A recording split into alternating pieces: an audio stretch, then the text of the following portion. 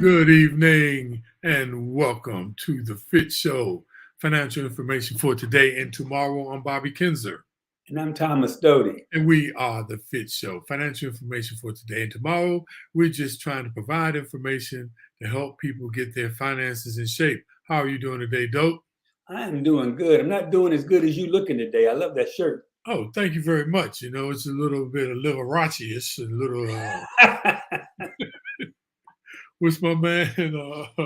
Little Richard is, but I love this. I love this shirt. So Dope, man. Let me tell you, it's been an interesting week again with the market, man. Everybody's crossing their fingers. So much is going on. My stocks are just not doing well, Dope. I just wish they were doing better. How about you? Well, it's just a tough time. I mean, and it's going to be this way for a while, but you just have to be patient, hang in. This too shall pass, as it has in every other bad time. And this is not the time to look at it and get depressed, because as interest rates continue to go up, things are going to slow down. But eventually, things will slow down. They'll get inflation under control, and things will get back to some semblance of normal. So you just have to hold on and not panic. Stick to all your principles and look for bargains. That's what you do now. Yeah, and you know, like we always say, it's about the long play. But just want to remind everybody, please click on the like button and the heart button, and especially put comments in there, because that helps algorithms even more, that we can reach more people by that. But just don't put stuff. Ask us any questions you have or any comments you like to make. We love to make this interactive, and that's the way we can make this interactive, by using the comment box. So thanks everybody for tuning in. We're here every week at 8 p.m. This is our 90th show, though. 90. Wow. That's a lot. And we for the most part, we haven't really duplicated anything. We might repeat some things within, but as a whole, none of the shows have been repeated. And that's just to let y'all know how much information there is to know about managing your personal finances. And Bob, that's only a part of it, because when you start getting into the more complicated stuff like tax planning and the details of that and tax sheltering, you can go really off the chain as far as information. So yeah, we haven't even touched on a lot of subjects. There's just a lot. It's a lot of information to know. It is a lot to know. Man, we haven't even talked about how now artificial intelligence is getting involved in the finances, where you got these robocalls where it's not a person. And Exactly. It's all based on artificial intelligence, which you say, and it'll come up with a voice. You think you're talking to a person, you talk to a robot. I mean, so we got so many more subjects. We hope y'all continue to tune in, and make sure you share this information with your family members and others, because it is so important, you all. It's so much information. But today, though, I'm excited, because we're going to talk about how to become a millionaire. But before that, we're going to talk about one of the ways that can help you become a millionaire, and that is the stock market.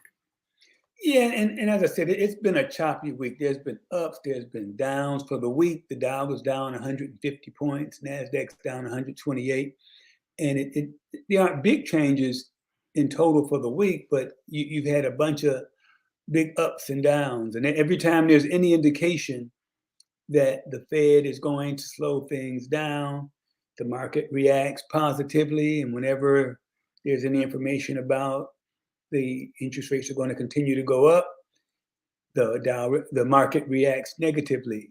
It's like today, at the end of the day, one of the Fed guys mentioned that they'll probably stick to the quarter point increases instead of the half point increases like they've done in the past. And that caused the market to go up a little bit at the end of the day. It had been down most of the day. But, and again, it's going to continue to do this. And this is the time, again, you look for real good stocks that are undervalued because the market's down. And that's when you pounce. You buy when people are selling and you sell when people are buying. But Microsoft's down about 4 points, 1.6%. Tesla's down a bunch. They're down 11 points. And it's been doing this for the last couple of months, having big increases and big decreases. Apple down only 3 points for the month, for the week, about 2%. And finally, Pfizer's down another point.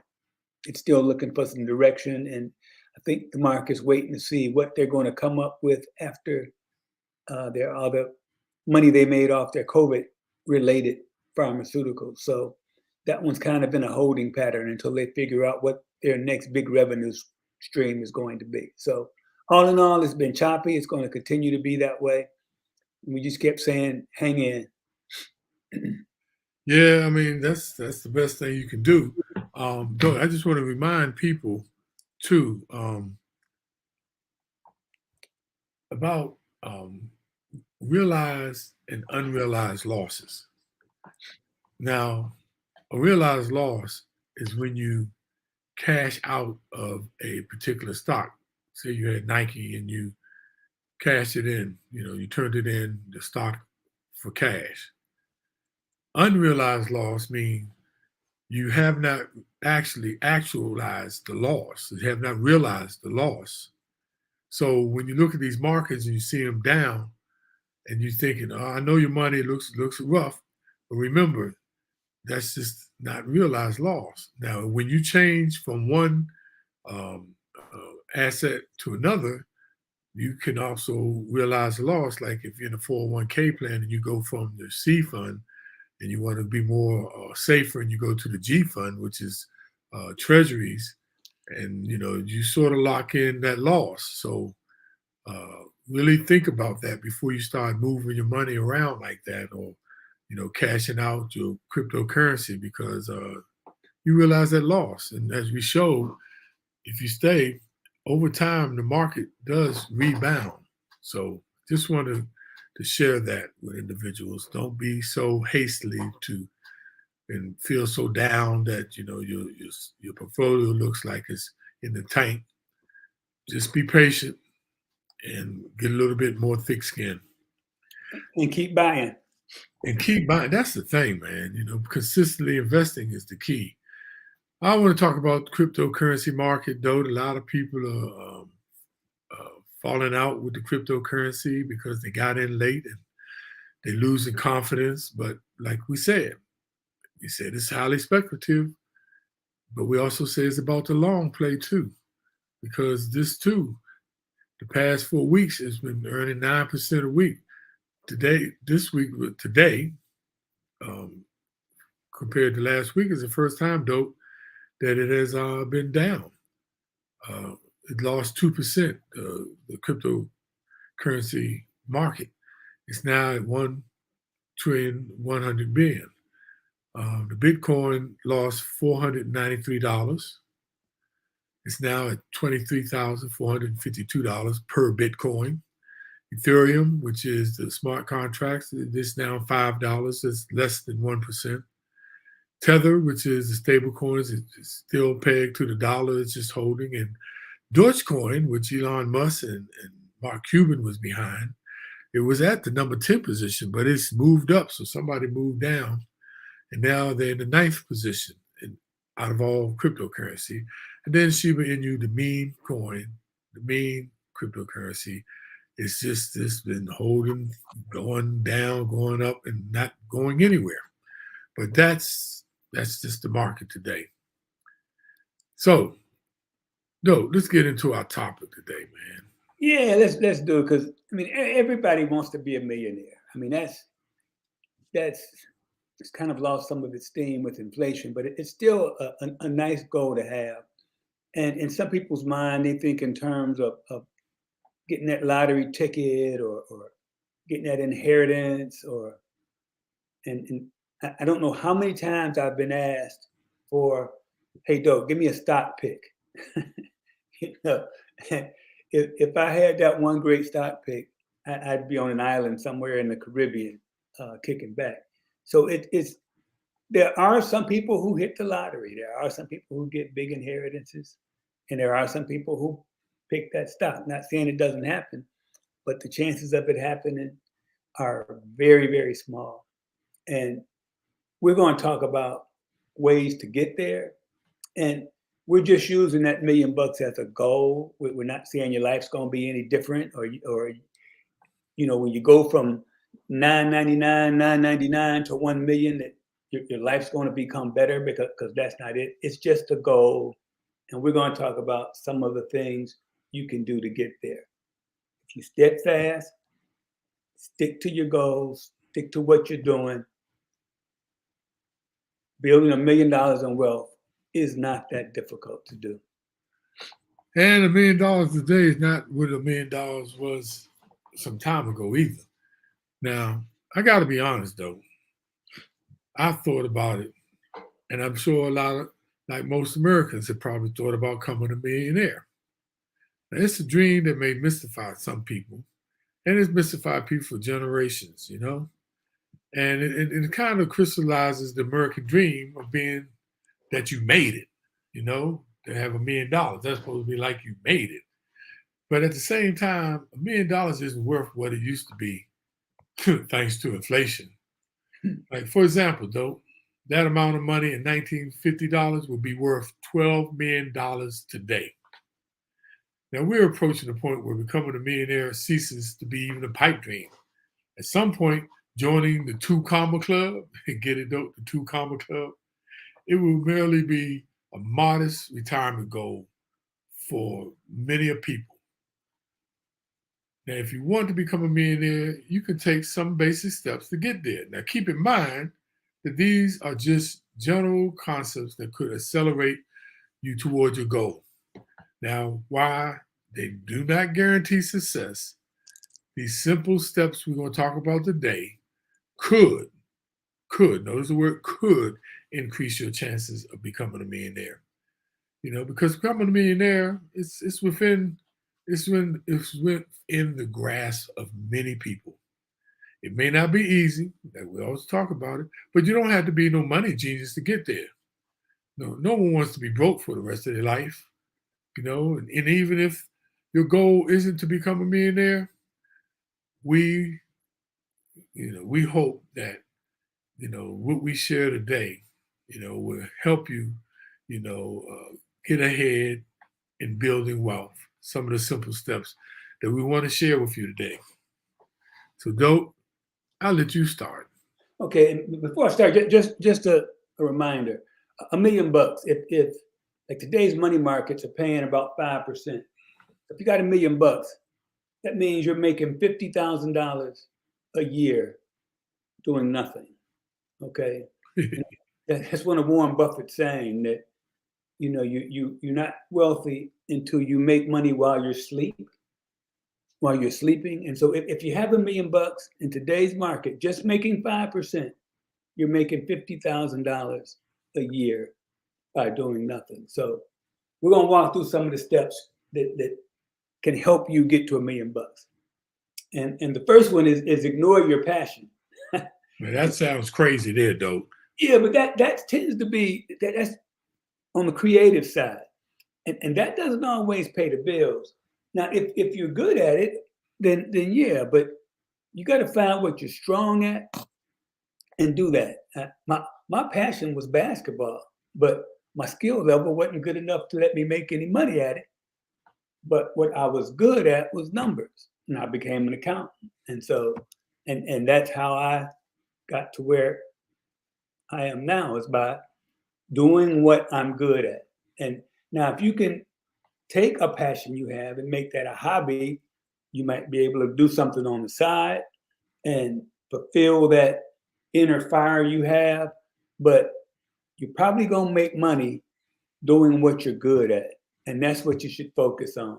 Find out what you have a strength and parlay that into money. Well, Doug, I've heard so many people say, I want to, do what my passion is, my love, or they teach their kids, "Oh, I want my kids to, do what they're passionate about." But then they living in a one apartment efficiency, driving a hoopty and complaining. That's okay if you don't mind that. But if you sitting in there complaining about it, then, maybe you should do something that can make some money at. I have no problem with people going after their passion, though. But there's got to be a connect to your standard of living and the career path that you choose. And, no one's any better than anybody else because they make more money than somebody else. But I do know this, though, that millionaires tell their kids they can have whatever they want as long as they make money to do it. So, by the way, we're taking this from an article by a guy who became a millionaire at like 35 and just not doing no side hustles, not doing no, great aggressive risk taking. And, he retired. Now, and the reason why we're using this article, because majority of these things that he did, me and Dope looked at each other and we actually did them. So that's why we're sharing these. So the next one is, he said he learned from millionaires. Now, and I've watched other people too. Throughout my career, I worked with many wealthy people. Instead of being jealous of them, I took notes. I asked them questions, and I never forget there was a guy that I worked with, he was a few years older and he drove a old Honda Accord, had like ratted suits, and at the bottom of his pants was like, ratted because he just didn't wear a bunch of designer clothes. And, and he was always the first person in the office, never got wrapped up in office politics, and often volunteered for, more responsibility. He didn't come from money. Instead, he earned his wealth by investing and controlling his spending. Yeah, okay, the next one is this guy cut losers from his life. And as Bob said, he looked at these and did the same thing. Now, I didn't make a conscious effort to do this, but I started working on my master's at 25 at night. And so I really didn't have time to hang out and go to the happy hours and go out to the clubs and do those kind of things. And those things drain money. And so my evenings were spent going to class and studying. And after I finished my master's, I start working on my CPA. Then after that, I had kids. And so I never got into the bar scene, never been a drinker. So I never spent a lot of money. No, I'm sorry. I got to interject right now. I'm sorry. I got to cut you off right now. I got to put this in perspective for the people. I've known Dope over 48 years. And this particular one I've learned from him. Dope has always had a low tolerance for losers. Or I'll put it another way. Dope has always had a low tolerance for bullshitters. Dope has always had a low tolerance for people who be like grandstanding, talk about how much money. Dope, by the way, you all, and I had to interject though because I want them to know this because they don't really know you. And this article is so much closer, like what you, not until this show, you all, and a lot of other people would tell you this, Dope never talked about the money that he made. Never talked. And he's done very well. And he's said more in this show than I've ever heard. I was kind of shocked, I'm like, first of all, I had an idea how much Dope made. But then when he started telling me, I'm like, God dang, I got to step up my program. But Dope, we're back to the loser thing. Don't has just been on my. He just had a low tolerance for people who were put other people down, and I know y'all places. What does this have to do about becoming a millionaire? Remember, it's not about as much as what you know. It's about also, your behavior, your mindset. But go ahead, Dode. I'm sorry. I had to get that in. And so being in those environments of going to school, you're around high achievers, you're around, especially in an MBA program, most of those folks are doing well. And so that's who I spent my time with. So I didn't knowingly cut people from my life, but it was what I had time to do. So I ended up being around a lot of high achievers. I learned a lot. I learned a lot of things to do as far as making better money decisions, about things to do at the job. And the folks at the job who were doing well, they worked a lot. So I worked a lot, and they'd ask for promotions. So I'd ask for promotions, and it all worked out. And that's, so I hate to think that I would cut somebody out of my life because of their station in life, but it happened because of what I was doing.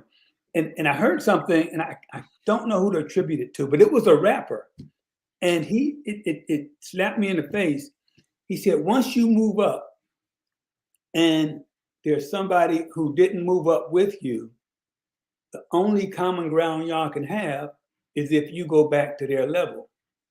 And that just Wow. that just struck me as, yeah, that makes sense. That's the only thing y'all have in common, because he's not where you are intellectually. So I never knowingly did that, but just in my life, it kind of happened by design. It just happened. So that's something you can do. You're gonna be who you hang around. That's the easiest way to say it. An old guy once told me this, dope. If you hang around a hot dog stand, you're going to want a hot dog. Hey, Bob, we heard if you hang around dogs, you're gonna get fleas. So That's it. Another lady told me, if you're on the corner with a bunch of fools and somebody pull up, they're going to say, hey, that's a corner of a bunch of fools. So the next one, though, is, and I liked it. He said he exploited his 9 to 5. And what that mean was he took full advantage of all the things that his job offered. And I don't think sometimes we do that. Like, he invested and got his full match in his 401k plan, which was free money that his employer contributed on his behalf, and then those health savings plans, which is different than the flexible spending account. The health savings plan, that carries over to the next year, and then if you don't use it, you can still get to keep that money, and that's pre-tax money, to qualify for medical expenses. And, after you turn 65, unused money can be written off for any purpose in a health savings account. Your full-time job may also offer educational and training opportunities to help boost your marketable skills, like, whether it's programming, computer programming, accounting, time management. These skills can be used to get promotions and raises throughout your career. And another one, though, that I want to say how this says is, exploit your 9 to 5. A lot of people don't exploit their alumni associations. I know a lot of people leave their colleges and don't even go back and connect. And the alumni associations, man, at your school, you need to exploit your school, because there are people that are in positions that went to your school that can possibly hire you or help you with your kid or help you towards scholarships. So exploit your 9 to 5. And I say also exploit your college alumni. Yeah. And I'm this one kind of hit me in the face too, Bob, because the company I work for paid for my master's. They paid for my CPA prep course. And so I basically got all my education in my life for free. I've never paid for a course in my life. So I definitely exploited my 9 to 5 for educational. I took a Dale Carnegie course to help me in public speaking, because I was a little nervous speaking in public. I took about 3 or 4 English courses to improve my writing skills, because as you move up in an organization, you end up having to write more, and my writing wasn't where I thought it should be. So I just signed up for writing courses. just to improve. I can't even tell you how many supervisory courses I took. Anything that was offered as far as improving yourself, I did that. And I think that helped me down the line. Now, the next one is interesting because I'm the opposite of this. This guy switched companies 5 times in 14 years. And I switched companies 0 times in 41 years. But I did move like 9 different times in my career. And whenever an opportunity came up, I took advantage of it. And PPG was such a big company that when you switch between divisions, it was like going to another company. So in my mind, I never obviously switched companies, but I'd always seek out new opportunities. And this one is definitely more relevant now because there's no reason to stay with your company anymore because you can pack up all your 401k and take it with you. When I was working, you had a pension and you built up that pension with years of service. And by the time you left, you had sitting on a pretty hefty sum of money. I get a pretty decent pension. And had I switched companies, I probably wouldn't have that. Now I may have made more money, but I think this one is relevant. I think this one is key. And there's a lot of reasons to switch companies. And you really have to pay attention. If your job is stagnant, if you have a toxic boss, if the company's not doing well, you should definitely look to get to another company and get the raise that goes along with switching companies. Because typically when you stay at a company, they know your warts, okay? They know what you're good at. They know what you're not good at. And it's like when I got my master's, they didn't treat me any different, and as they shouldn't, but I like to think my skills made me a better employee, which allowed me to get further advanced. And so I think a lot of people think, oh, I go back and get my master's, they ought to give me a job right then. Well, you're the same guy you were before you got the master's. Only if you improved your skills and you can illustrate those skills will you get promoted. But as I was saying before, your company knows your warts. When you go somewhere new, they don't know any of your warts. They don't know any of your bad parts. So it's a lot easier to get a fresh start and again, get quicker bumps than you probably would by staying with the same company. So another thing that helps, and the older people resist this particular phase because they, come from the old school, don't trust technologies. But a lot of millionaires automate everything. And like this one particular guy, he automated his payroll deductions, his Roth hours, automated his bank transfers, which I've automated most of all my stuff and contribute money to many brokerage accounts. This helped to ensure that, you're saving money from every paycheck. Because I had money going into a checking account and a savings account. So I made sure, I wasn't spending that money. And also enrolling in auto bill pay utilities like electric, water, and some credit cards, And that way you never miss a single payment and you avoid late fees, interest payments, and other penalties. I mean, there's so many things that you can automate. And I know the older people tend to shy away from this. And you know who I'm talking to on this call. It's just to resist is frugal, and it will save you. I have another friend that pays his rent. He goes to the rent office to pay a check. They said, no, we ain't taking no check. And he was pissed. They said, we taking money order. So he went down the street, paid $1.50 for a money order, even though it's $1.50. I mean, so automate you all, because that really helps you with your payments and keeping, missing payments and having to pay interest. Just the idea. Hey, Baba, I listened to as part of Black History Month, Fidelity had a Black Wealth Seminar, and I'm proud to say they discussed a lot of the things that we talked about. But one of the things they recommended, and I have everything automated, but this was kind of a little bit much for me, but it makes sense the way she explained it. But she has 3 separate accounts, 3 separate checking accounts, is one to pay her bills, one to save, and one for emergencies. And she has her paycheck split between those 3 accounts. And I thought that was a little crazy at first, but then when she explained that her one checking account is to pay bills, that's all she wants to do out of that. And that's kind of where a lot of her money goes, obviously, but it kind of keeps her straight as far as what she's doing with her money. And that's one of the things that I think helps most people is if you have a process to what you're doing, as opposed to just, this is what I got and I spend what I want. And at the end of the month, I see where I am. But if you have a process to it, you're going to make progress in trying to do what you're trying to do. So automation is important. But the next thing, this was really interesting. And this guy said he ignored the haters. And and that's true. And I caught a lot of that when I was going to school from, a lot of guys 25 years old were still kind of hanging out. And why ain't you going to happy hour? Why aren't you going to the bar? Why ain't we going out? Why aren't you doing this? Because I was doing what I thought I needed to be doing at the time. And so that's an unfortunate part of life. If you're going to get hate and may as well get used to it. People are going to criticize you if you're saving money. People are going to criticize you if you're spending money.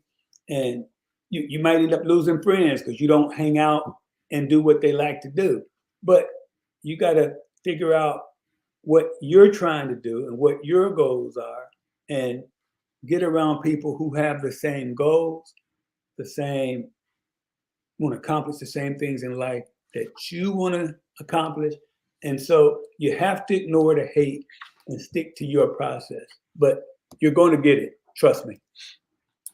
Well, Dote, I've always lived by this motto. Don't hate the player, hate the game. So that's a good one, though, because there's a lot of haters, man. When you be doing well, and I've sort of despised this statement that people always use. They say that Black people have the crab in the barrel theory, right? And I'm like white people don't do that, but basically they're saying, there's haters, and I get it, but and Bob, pay them no attention. And Bob, and sometimes it's not hate, it's just they don't understand what you're trying to do. Okay? And it seems weird to them that you aren't going out. It seems weird to them that you aren't spending money. It seems weird to them that you have a different program. And they might not be as financially literate as you are. They might not have the same goals that you have. They may have more disposable money than you have. So it's not always hate. Sometimes it's just they don't understand what you're trying to do. And that's when you really have to be focused on what you're trying to do and realize that your situation is not like everybody else's and you don't know how they do what they do, and it really shouldn't concern you. But you stick to what you're trying to do and you'll be fine. This one always kind of mystified me because, once again, this is definitely one that I did, and it's ignore the Joneses. But I know a lot of people, man, because their neighbor bought a new car, bought a house, it doesn't mean you need to. The best way to ignore the Joneses is to stay focused on your own goals. You talk about with your spouse, the future hopes every night. When you go out and walk the dog or sit around the dinner table, this can help you keep your goals front and center in our minds. And we don't need to let other people's spending habits affect ours. I know it sounds simple, but a lot of people are influenced trying to keep up with the Joneses. Yeah. And we hit on that before. Sometimes you feel like you deserve it too, right? They got a new car. I deserve a new car too. But yeah, stick to what you're doing. Next one is another one that hit close to home. I prioritize open communication. And, too often when you have two people trying to make money decisions, you can have big issues, right? And so you have to be on the same goal. Just like we just talked about, people who don't understand what you're doing, so it doesn't make sense to them. It might look crazy, but if you have the same goals, you're going to act the same way, and everybody's going to be on the same page. And so if you have one person who wants to spend, one person that wants to save, there's going to be big issues. So you have to have open communications, make sure you're on the same page, make sure you got the same goals, and you have to be open to the fact that everybody doesn't think exactly like you. And so there may be things you have to compromise on, but the big things should be the big things, and they should be things you agree on, and then you can work together to accomplish those things. Joanne said, pay attention to your own plate. That's good. That's definitely good advice. I want to talk about the next thing that he talks about, and we've talked about this before, Dope, but we want to reiterate, because this is so important, because we always talking about money and wealth and financial planning, but life is more than just about money. Your health should be the top priority, because what good is money if you don't have good health? Good health makes you happy, more productive, and it reduces the chances of unexpected medical expenses. No, there is a survey that was done, and I talked about it, where they looked at the credit scores in the United States, and in the South, all the way down across the bottom, this credit scores is the lowest. And one of the biggest things that was affecting it, because a lot of people were saying that it was racism, that was part of it, but a lot of it was due to medical expenses. Most of the people's credit was taking big hits because they had so much medical debt. So your health needs to be the most important thing, you all. Take care of your health. Like in 2007, things were happening. In 2017 for me, I'm sorry, not 2007, I had a heart aneurysm. And I'm so glad that they discovered it. But I went and they took care of it. And through it, I'm here today. So health is important, y'all. That's all I want to say. And well, Bob, that's so important, because that's another one. It's in some ways it's like finance. It's not stressed. It was never stressed in my house. Now, being a jock, I was always athletically in shape, but as far as eating right, sleeping right, and the whole mix, of meditations and all that kind of things, that wasn't discussed in my house. But as you learn better, you do better. And I think my kids they're all pretty healthy eaters. They all work out at the gym, and it's the same thing with financing. Is that it's something you got to make a part of your life, just like taking care of your health. So that's an important one. But the next one is, again, this one hit me 100%, and avoiding credit card debt. I don't think I've ever paid interest on a credit card. I might have missed a payment once because I think I changed bank accounts, and I ended up calling the credit card company, told them I'd never miss. I told them what happened, and they took the interest off. So I don't think I've ever paid interest on the credit card.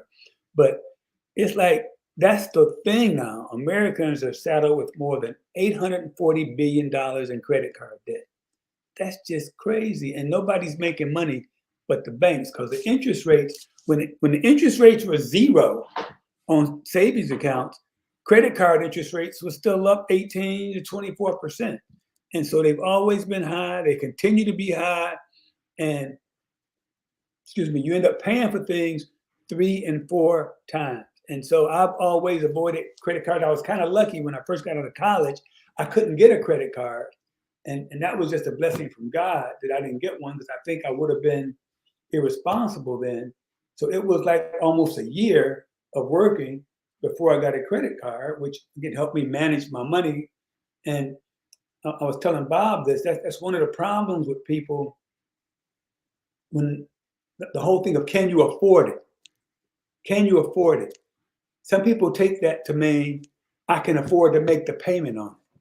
But That's not being able to afford it. You should ask yourself, when you say, can I afford it? Is can you write a check for it? That means you can afford it, not can you make the payment.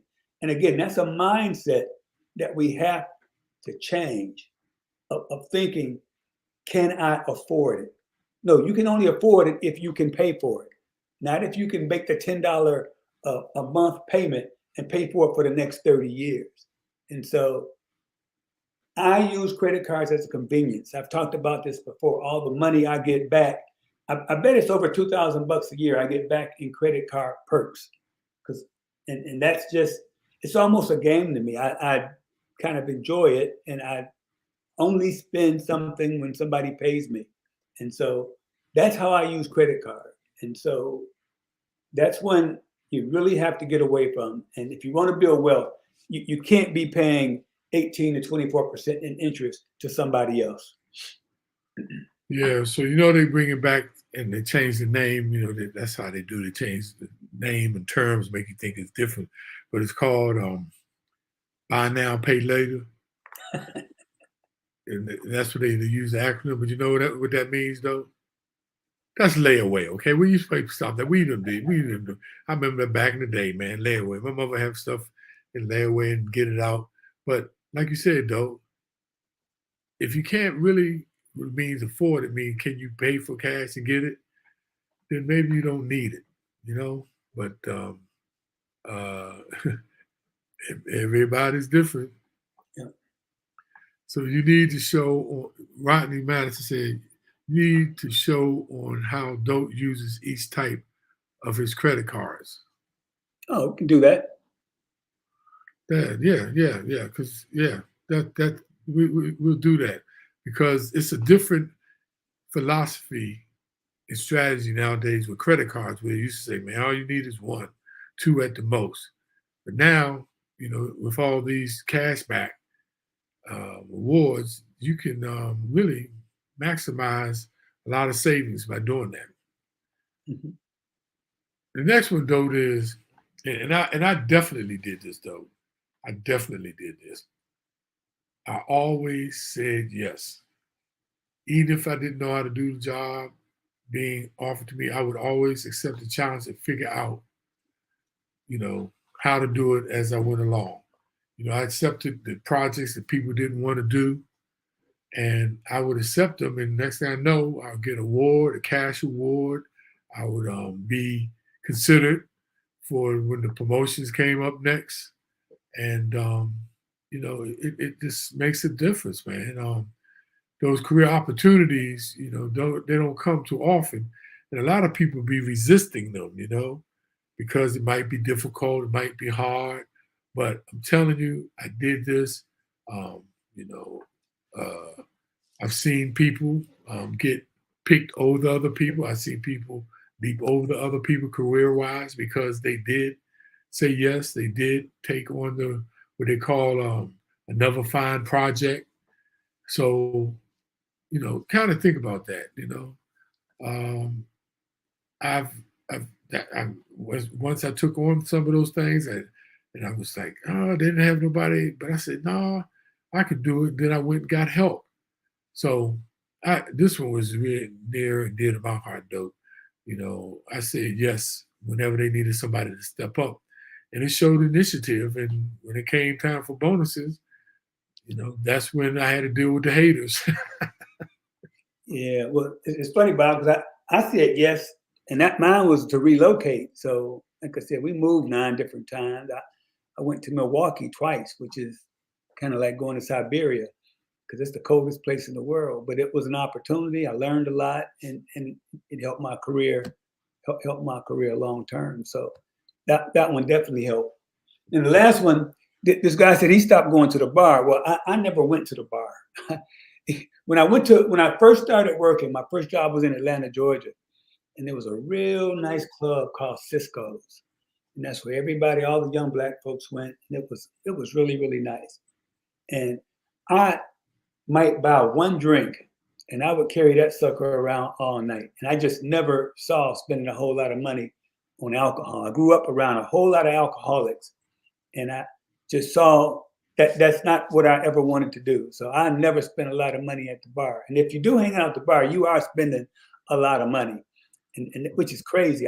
That's just something I can't relate to. But people probably say I waste money on cars, so I'm not knocking anybody, but it's a way to save money by not going to the bar and hanging out. So look, though. So when I was working for the Federal Savings and Loan Insurance Corporation, which was the entity that insured the savings and loans before they rolled it into the FDIC, I was going around the country liquidating banks, and we in some cities like Dallas would get a $70 a day per diem, and at night, because everybody was getting this per diem, they would go out to the bar and go out and eat and order all these drinks, and I didn't drink. And then, everybody knew what everybody was getting because everybody knew you were getting $70 a day. So at the end of the day, they want to split the bill like, 6 ways. And I wasn't even drinking. And they were drinking like sailors out this mug and ordering the biggest steak. I was ordering like, a hot dog and a bag of chips trying to save that per diem.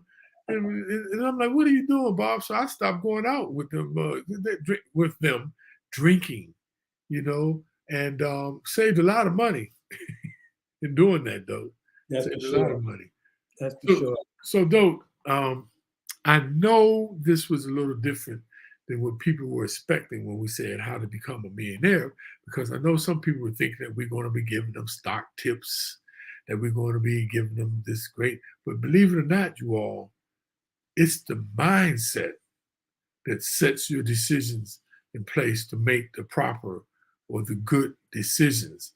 It's not just the knowledge of knowing what to invest in, but it's the psychology of money. It's how we react to different things, the habits that we create ourselves and get caught into those, like the gerbil on the treadmill, just constantly, what they say, you keep doing the same thing over and over again.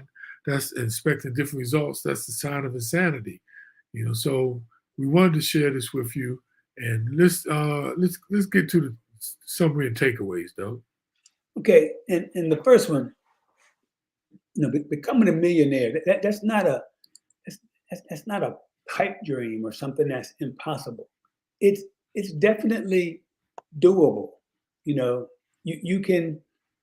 This can happen. You can become a millionaire if you get a systematic way of doing things, stick to it, follow some of the things we just talked about. It's definitely doable. Optimize your career. Now, this just makes a lot of sense. That, and when we say optimize in your career, avoid stagnation. Accept opportunities. Say yes to some of those seem like real technical projects or real work involved projects. Take advantage of the benefits at your job. Optimize your career at every point you can. Don't leave a penny on the table. Take those matching, use those flexible spending accounts, health savings accounts, training, all of that. And this will definitely help you towards getting to becoming more financially independent. You got to stay focused. You got to stick to your own beliefs, your own goals. You can't listen to the haters because they're going to be out there wondering what you're doing.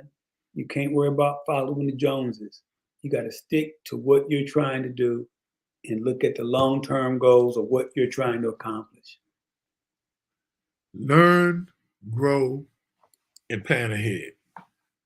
If you're not growing, you're dying. And it's all about, and you're never too old to learn. And me and Dote, I know y'all probably get tired of us saying it, but you got to plan. You got to plan ahead. Not having a plan is like a ship having a rudder. You'll land upon the rocks. So meet the day, plan, grow. Learn, grow, and plan ahead. And it's about the journey. There's nothing magical about $1 million. And as Bob said, it's not even worth as much as it used to be. And with inflation, it won't be worth as much next year as it is today. But it's about coming up with a plan to build wealth. And that's really what we're talking about. The $1 million is just a number. It's developing habits that are going to help you build wealth. And you can set goals. And $1 million, that's a good goal to have. Once you hit that, you go for 2, and then you go for 4, and on and on. But it's not so much about hitting the goal. It's more about the things you need to do to get discipline in your life to build wealth. And that's what we're talking about. So I hope to see y'all in the 2 comma club because, and a lot of people on this is either there or close to that, because I know some of you all who've been at the great FDIC have done very, very well. And I want to commend you all because it's not easy. We talk about that all the time. Building wealth is not easy, but it's all about communication to you all. It's all about having that conversation, and share this with your kids, and share this with your family members, your neighbors, because it's really tough out there, and inflation is still holding strong and taking that extra dollar out your pocket. But if you actually show some discipline and show some planning, you can handle the future shock of some of these things that are happening in the economy today. With that, thank you all so much for tuning in. I want to shout out to the crew, Dope, as we always do. I mean, this is the 90 show, and most of y'all been in here for 90 shows. Joanne, thank you. My brother Carl Chapman, thank you. My sister Gloria, my sister Linda, love you all, man. Ain't nothing like a Kinza, man. And our motto is, if you can't help them, don't hurt them. Then we got Garnett. What's up, Garnett? Modestine is with us. And Rodney L. Madison Sr., TheNoteExperience.com. Thank you all. Stay tuned next week. Got more information coming to you. And look, y'all, remember, put comments in there for other topics if you like for us to talk about. We all for other ideas. So have a good one, and we love you. Peace be with you.